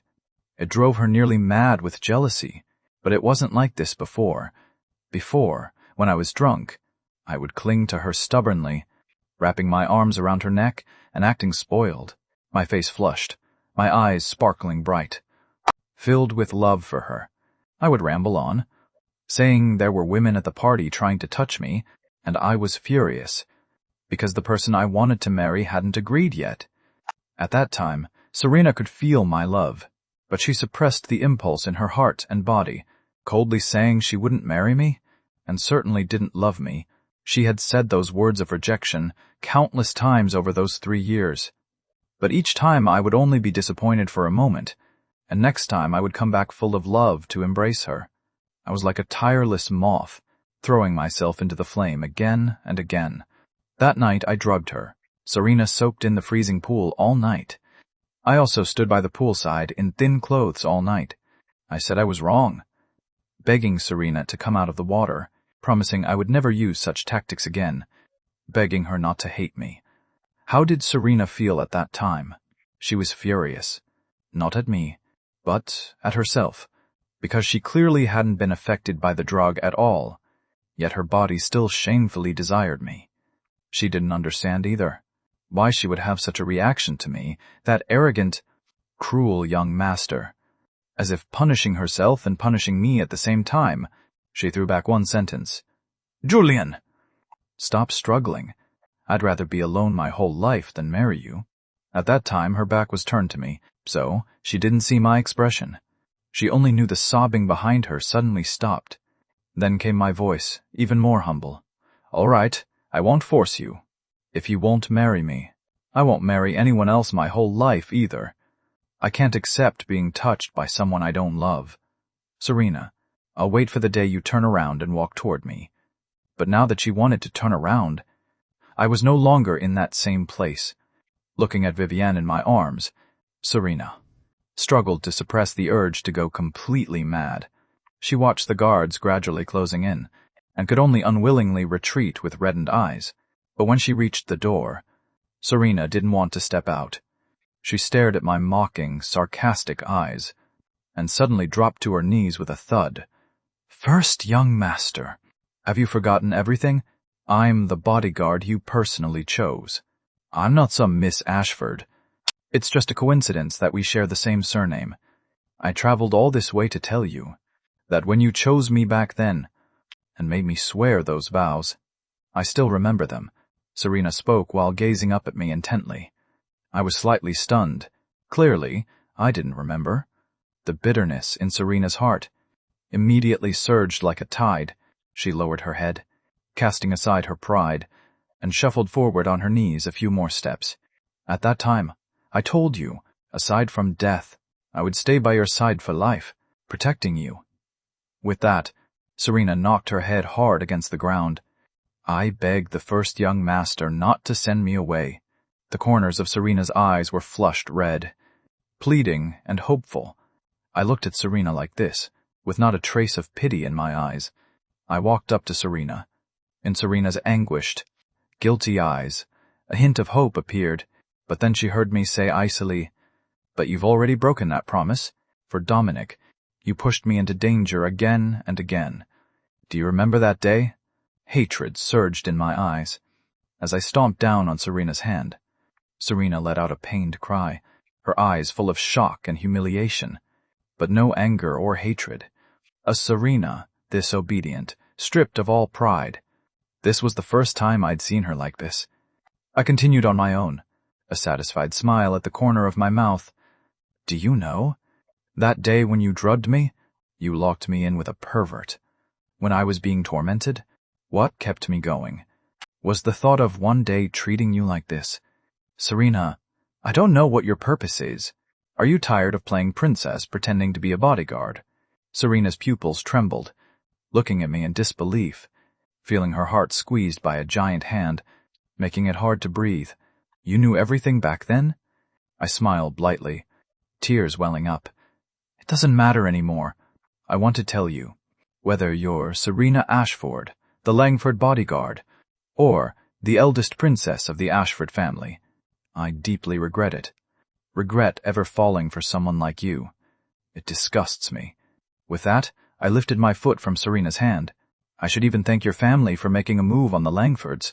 Serena, whatever your purpose is, I suggest, instead of wasting time on me, you hurry back and save your pure, innocent Dominic, because the next one to make a move will be me. Armand, you know, I don't know my own strength, and I'm cruel at heart. He probably can't withstand me." When I said these words, my face was full of satisfaction and jealousy. Exactly the arrogant young master image Serena hated most. But now when Serena looked at me, her eyes held only infatuation.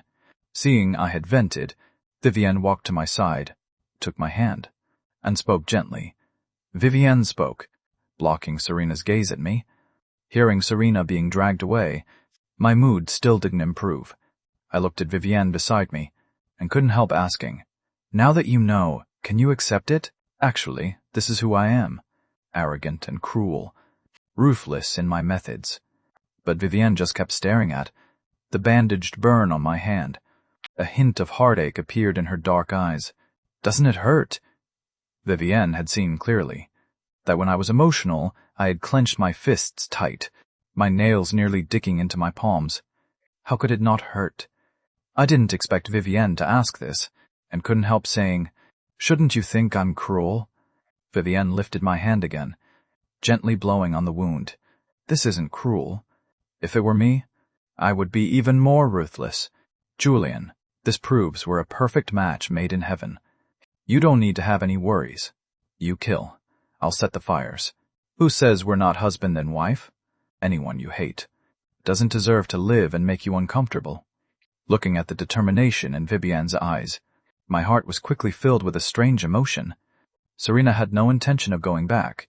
She stood guard outside the Sinclair estate all night, stubbornly waiting for me to come out.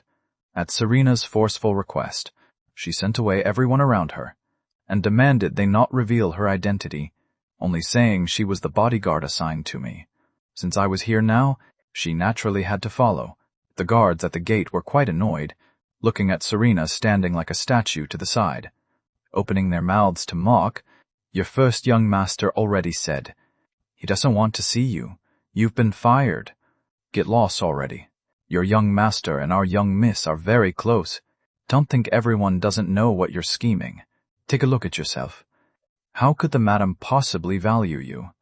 Do you really think being a mistress or a homewrecker and getting noticed means you can climb high?" Had Serena ever suffered such humiliation? Unable to hold back, She rushed forward and punched that guard hard. Nonsense. How could he look down on me? The person he loves most in his heart is me. Your young miss is the one who came later and took my place. The guard, hit for no reason, grew even angrier, his words equally harsh. If he loved you, why did he marry someone else? This is just your one-sided delusion. Serena defended herself with reddened eyes. It's not one-sided. It's just... Her voice caught. He's too foolish, and has failed my feelings. Just then, my cold voice rang out. What's going on? The guard immediately broke free from Serena's grip and ran to me to report. She stands guard here every day, causing misunderstandings. I was just advising her to stop being so lovesick, and she attacked me. She insists she's your personal bodyguard and demands to follow you into the Sinclair estate. Hearing this, I laughed coldly and looked toward Serena. Serena no longer had that aggressive air from before. Fists clenched, brows lowered in aggrieved submission. She bit her lower lip in humiliation, her face slightly pale as she spoke. I'm sorry. First, young master. I shouldn't have gotten physical. I crossed my arms, but didn't call for anyone to throw Serena out. I just said coldly, I don't need a bodyguard, but I am missing a dog. Are you willing? Serena's body trembled. She knew this was me deliberately making things difficult and humiliating her. But after thinking for a long time, she finally chose to kneel on one knee before me. The back that had always been ramrod straight now bowed down. Serena lowered her head, humble for the first time like this.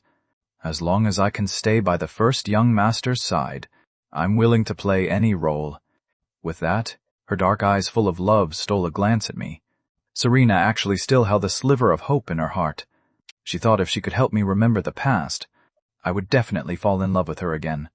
Even if the process was filled with hardship, she wanted to try. She had just mistaken the person. Since I had loved her so much before, it proved the two of us were destined for each other. She just wanted everything to return to its proper course. The feeling of breaking Serena's proud spine put me in a very good mood. I smiled, and under the sunlight, that radiant smile dazzled Serena's eyes. I have a party to attend, but I don't want you riding in my car. I don't care how you do it, but if I don't see you at the designated location in 10 minutes, expect to be dismissed. Ignoring the mocking, contemptuous looks from everyone around. After I got in the car, Serena hurriedly stood up and ran after the car without stopping. I don't know how she did it, but 10 minutes later, Serena indeed arrived at the private room right on time. She arrived panting heavily, almost drenched in sweat, her neck and face flushed red, completely lacking her previous noble elegance. The moment she opened the door and stepped in, everyone's eyes were drawn to her. Someone recognized Serena, and was so shocked they could barely speak. Serena ignored the strange looks from those around her, and walked to my side, bowing respectfully. First young master. I lazily half opened my eyes to glance at her, and said, kneel. Serena knelt before me without hesitation. I raised the glass of red wine in my hand, and poured its contents all over Serena.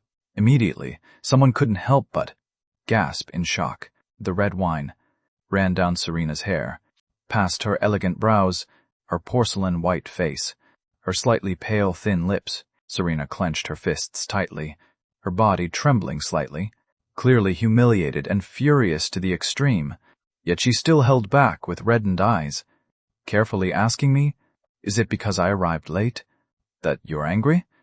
I tossed the empty wine glass aside, laughing mockingly. I'm not angry. I just despise you. Serena Ashford, why don't you take a look at yourself right now? How pathetic. Those harsh words turned into steel needles, piercing Serena's heart, reopening wounds that had just healed. The pain made it hard to breathe, but she could only close her eyes and endure, bearing the bitter feeling, her voice slightly hoarse and trembling. The first young master scolds rightly. As long as it makes the first young master happy, I'm willing to do anything. I only hope the first young master can calm his anger. My eyes were full of disgust and impatience, not understanding why Serena was now putting on this act, of being unable to leave me. She was the one who had continuously hurt me before. What was the point of all this now? I snorted coldly and turned to leave. Serena hurriedly scrambled up from the ground, anxiously following behind me, fulfilling her duties as a bodyguard. Vivienne was also in the private room. Her presence was very strong. Combined with that extremely cold face, no one dared approach. But the moment she saw me, the icy coldness in her eyes melted away, her thin lips unconsciously curving into a smile. "Julian." She extended her hand toward me. I walked over and sat beside her. Vivienne naturally took my hand and poured me a glass of wine. "Have a drink." I was in a pretty good mood today, and had been thinking the same thing, but just as the wine was raised, before I could drink it, it was snatched away. Serena forcibly grabbed the glass, while glaring coldly at Vivienne. "He's allergic to alcohol, don't you know? Julian, this woman doesn't love you at all. Why are you with her?" Serena's eyes were red with worry. Looking at Serena like this, I couldn't help but smile mockingly. "I've never been allergic to alcohol. The one allergic to alcohol is Dominic. Serena, you see, you claim to love me, yet you can't even remember this correctly." Serena froze, unconsciously protesting. "How can that be? All those times I went to bars with you, the one allergic to alcohol was clearly—" Before she could finish, I cut her off impatiently. "But my memory doesn't contain those recollections. Most of the time, I was alone, sadly drinking in the bar. Let me guess. It's probably because every time you arrived at the bar with me, Dominic would call you away with some excuse, and you, wholly concerned about his safety, would choose to abandon me. During those 3 years, you had long made protecting Dominic a habit." Word by word, Serena had no strength to refute, because she realized everything I said was true. Serena's throat was dry. She took a deep breath, her face slightly pale. "I wronged you before. Can you give me another chance?" But I had no desire to pay her any attention. I turned to look at Vivienne. "Still drinking?" Vivienne took a sip of wine. "Of course." I stared at Vivienne's thin lips for a moment. Then suddenly my eyes flickered, and I leaned in to kiss her. A rich fragrance, lips against lips. I felt myself growing slightly intoxicated. My red lips didn't linger long. I quickly released Vivienne. My face was strangely flushed, turning back to Serena, whose face had gone pale, standing frozen in shock. "Do you want to keep watching?" Serena dropped the glass in her hand and staggered away in disarray. I turned my head back and saw Vivienne's dark gaze still resting on me. A chill immediately ran down my spine, and I cleared my throat somewhat awkwardly. "I'm sorry. I thought, since we're husband and wife, coming to you made more sense. Besides, I didn't do it just to provoke her. These were my true feelings." When I turned around, I watched Vivienne swallow that sip of wine, and for some reason felt slightly moved. My body moved faster than my brain. Seeing Vivienne, still silent with a dark expression, I thought she was angry.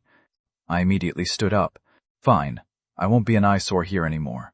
Before I could leave, Vivienne pulled me back. Vivienne held me somewhat helplessly, sighing. "I didn't like what you just said." All I could smell was the pleasant fragrance that belonged only to Vivienne, mixed with a hint of alcohol. My whole body and face felt burning hot. I looked at Vivienne hazily. "Which part?" Vivienne held me tighter. "You said you came to me just because we're husband and wife, and it made more sense. So if I hadn't been here today, would you have found another woman to provoke?" "Serena?" I almost couldn't react in time. Vivienne lifted her head and kissed my red lips again. The man's lack of resistance looked no different from being coquettish in her eyes. When she released me again, Vivienne was in a very good mood. The corners of her mouth curved up, the coldness in her eyes melting away. "Julian, I don't blame you for using me to provoke Serena, but I hope you can only use me." Seeing clearly the different emotion in Vivienne's eyes, I finally realized her burning love for me, but instinctively I still wanted to escape, hurriedly standing up to leave. "I have something to do. We can talk more tonight." The moment I stepped out of the bar, I was planning to use the night breeze to cool my slightly muddled head. Suddenly I heard a harsh, urgent sound, the screech of tires. against the ground. Watching the out-of-control car speeding toward me, I immediately tried to run, but it was too late. Just before impact, someone shoved me hard. When I fell to the ground and looked over, I saw Serena being dragged under the wheels. I was so frightened I nearly screamed, my hands trembling violently, but I still immediately called for an ambulance. A drunk woman stepped out of the car, apparently also shocked, collapsing to the ground in fear. Vivienne quickly arrived after hearing the news, and upon seeing the scene, didn't forget to try to comfort me. "It's okay. Julian, it's okay. She'll be fine. The ambulance is almost here." I tried to steady my breathing, but still felt somewhat helpless and dazed. In the end, I still owe her a debt of gratitude. "I don't want this." Vivienne said nothing, just held me in her arms and led me away. "Julian, you don't owe her anything. She originally owed you a life. Now she's just repaying that debt to you. You're even." I looked at Vivienne with some disbelief. We had just gotten into the car, Vivienne, and told me the truth she had uncovered. Serena had lowered herself to join the Langford household, going to great lengths to protect Dominic, all because she had mistaken Dominic for her life-saving benefactor. But in reality, the person who had been with her in that cave years ago, helping her through those difficult days, was me.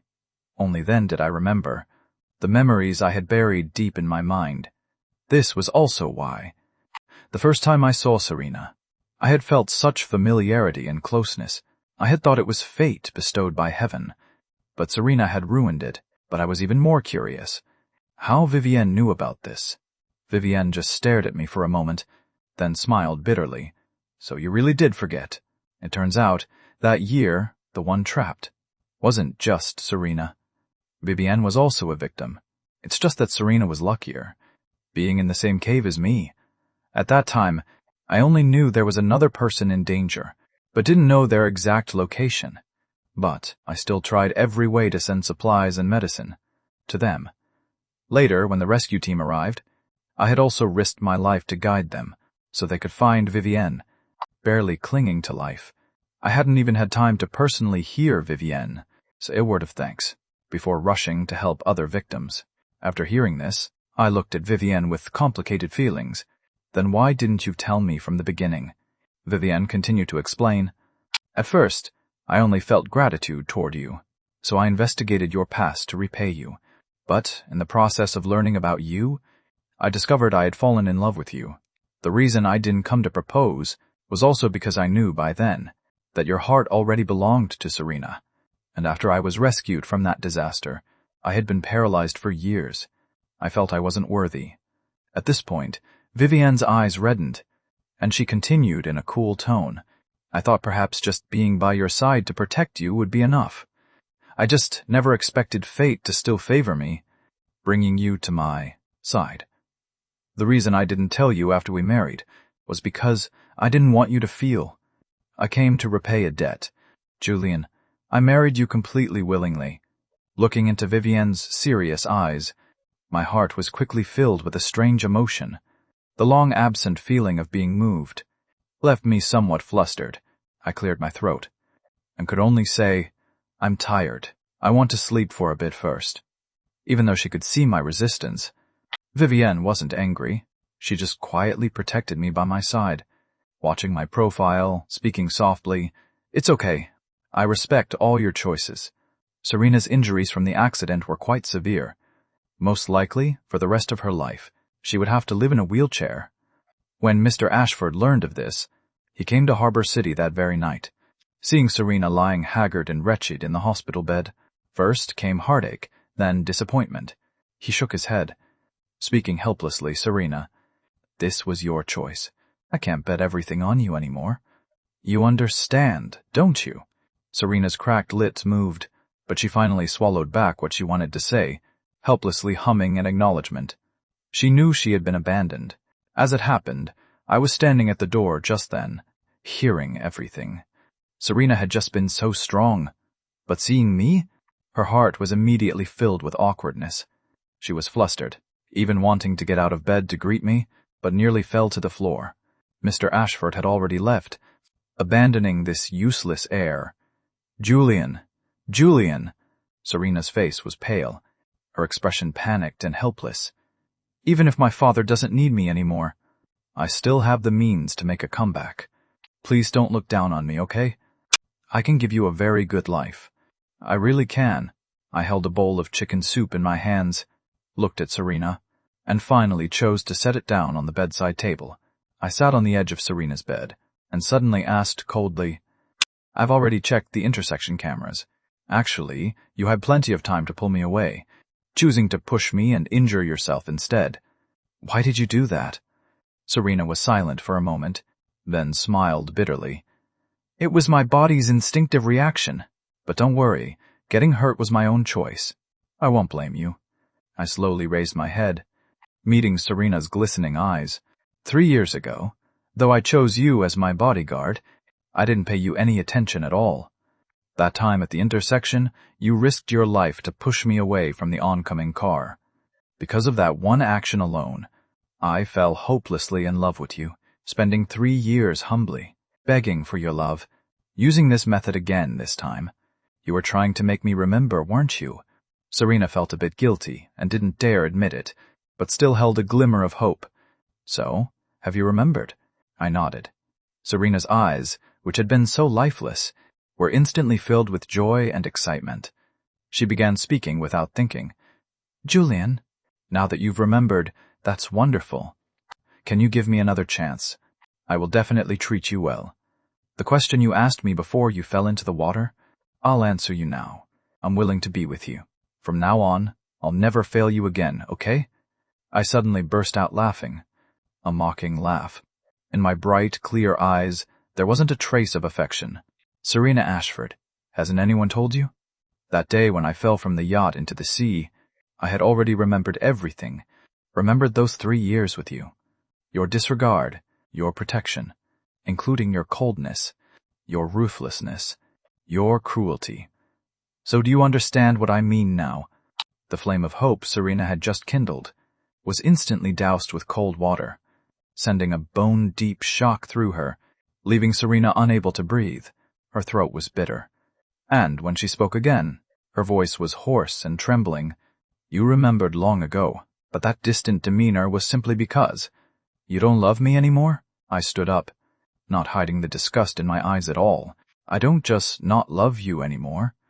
I find you absolutely disgusting. You deserve this, Serena Ashford. Why don't you take a look at yourself now? What makes you think you're worthy of me?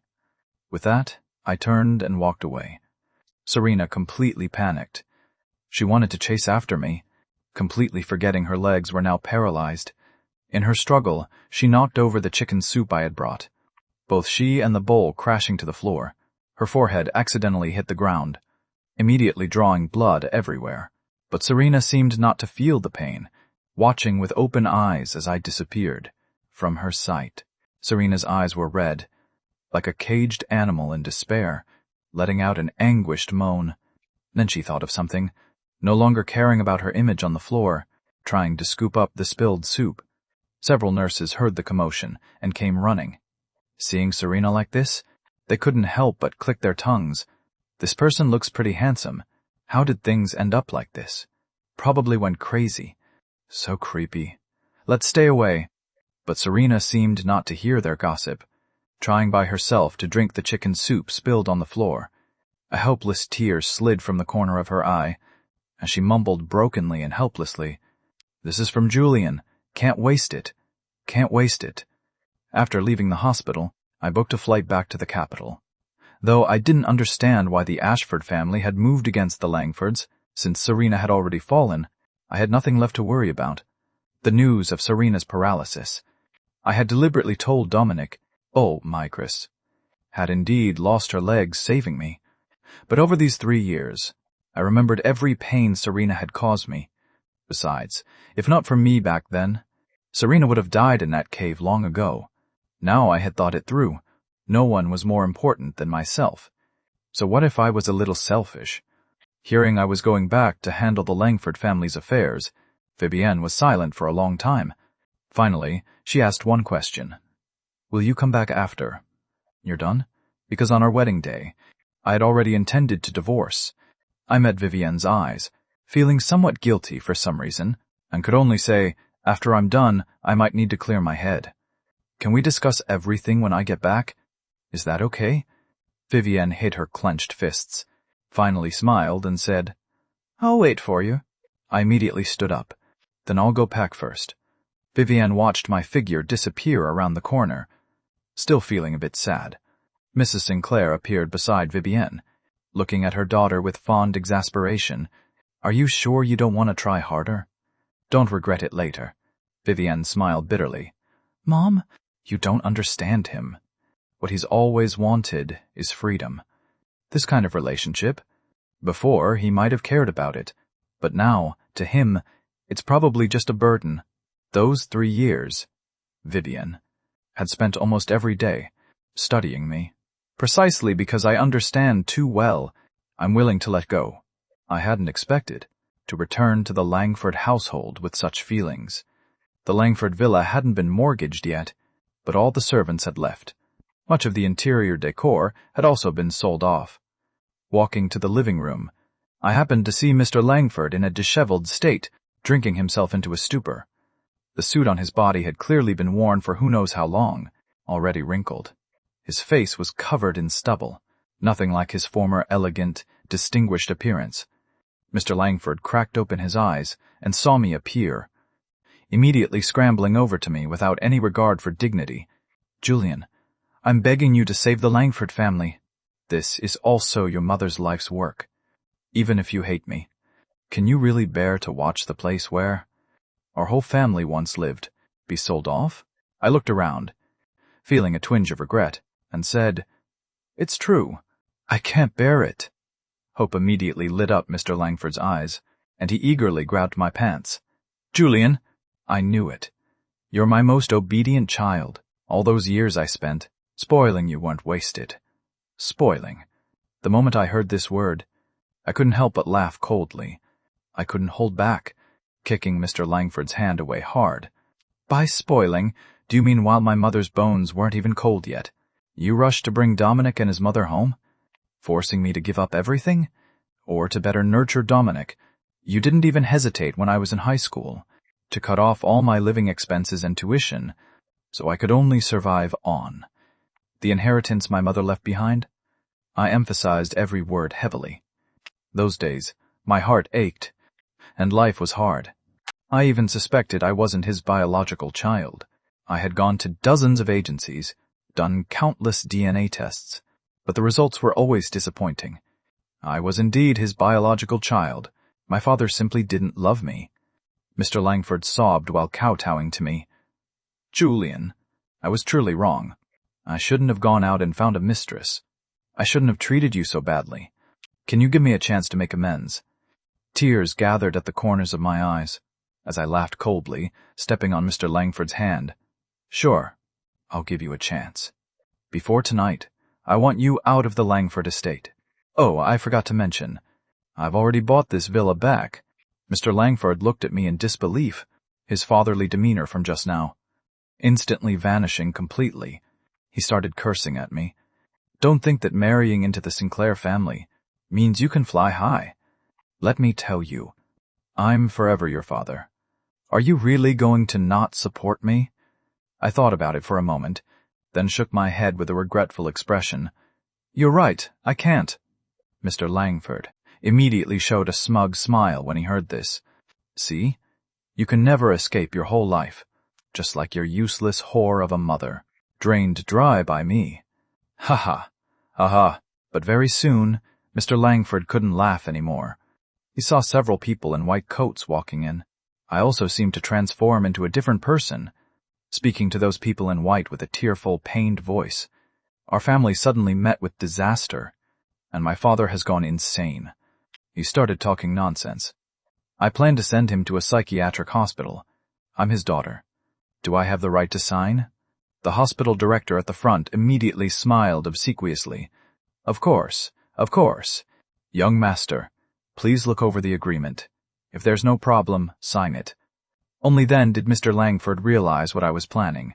Struggling frantically, "You dare send your own father to a psychiatric hospital? You'll die a horrible death." I signed my name boldly on it, the corners of my mouth curving into a satisfied smile. The one who'll die horribly is you, not me. Just as Mr. Langford was about to be taken away, Dominic returned. He looked even worse, apparently with a broken leg, limping along. But he still tried to maintain his superior young master posture in front of me. Julian, don't forget I'm also father's son. If you have the right to sign, I also have the right to refuse. Dominic stepped forward to shield Mr. Langford behind him, seemingly having forgotten that just days ago, Mr. Langford had left him to die, rather than offend the Ashford family. Actually, Dominic had thought it through clearly. The only person he could rely on now was Mr. Langford. As long as Mr. Langford was alive and well, I was obligated to support him. Not only that, though he was the mistress's child, because of Mr. Langford, he could prove he was blood brothers with me. Legally speaking, I couldn't just stand by and watch him die. Mr. Langford excitedly hugged Dominic tight. Good boy. I knew it. You're the most filial one. Dominic looked at the reporters gathered outside the door, and put on his pitifully pitiful act again. I know you married into Harbor City's wealthiest family, and seeing our family in trouble, you looked down on us, wanting to drive us away. You can treat me this way, but father is still your biological father after all. Do you really want to be this heartless? You even want to send father to a psychiatric hospital. You're too cruel. The reporters Dominic had arranged swarmed in to photograph the three of us, combined with the pitiful appearances of Dominic and Mr. Langford. It seemed to confirm their situation of being bullied and humiliated. In Dominic's tearful eyes was a vicious gleam. Looking at Dominic only gave me goosebumps. Dominic was truly more venomous than a snake. But not only was I not panicked, I even smiled at Dominic. Speaking of which, I should thank you for inviting so many people. I was just worried about having shocking news, but no way to spread it through public opinion. Seeing me like this, Dominic immediately felt inexplicably uneasy. Very soon, he knew the reason. I took out what I had prepared from the start, 2 documents. One was the DNA test results for Dominic and Mr. Langford. The results showed Dominic wasn't actually Mr. Langford's child at all, but rather the child his mistress mother had with another man. The other was evidence that Mr. Langford had committed adultery during marriage and driven my biological mother to her death. The reporters hadn't expected to come here and get such a massive scoop. They immediately shifted their cameras to Dominic and Mr. Langford. Looking at these things, Dominic muttered with a pale, desperate face, Impossible. This absolutely can't be. Mr. Langford's face went from white to black, black to green, like a color palette. He could no longer contain his rage, grabbing Dominic's hair and beating him wildly. Your mother was just as cheap. You two made me harm my own wife, abuse my own biological child, and it turns out you're not even my blood. Dominic also started cursing without any regard for his image. What's so great about you? That gold-digging schemer who killed Julian's mother? That was all your idea. Don't put it all on me. The two of them no longer resembled the loving father and filial son of before, fighting like mortal enemies. The absurd scene made me want to laugh, but I also suddenly felt a bit sad. In the chaos, someone got hold of a fruit knife, and agonized screams rang out from inside. I didn't look at the situation inside anymore, and turned to leave. I went to the seaside alone. My mother's ashes had mostly been scattered by Dominic before. Before leaving, I scattered what remained into the sea. Mom, my voice was bitter. I miss you so much. I did well. I made those who bullied you pay the price. Can you see? Cold raindrops suddenly fell on me. I closed my eyes. My thin figure looked even more lonely under the gloomy sky. But suddenly, the rain above my head stopped falling. I looked up and saw a black umbrella. A familiar female voice came from behind. Julian! Can you turn around and look at me? The END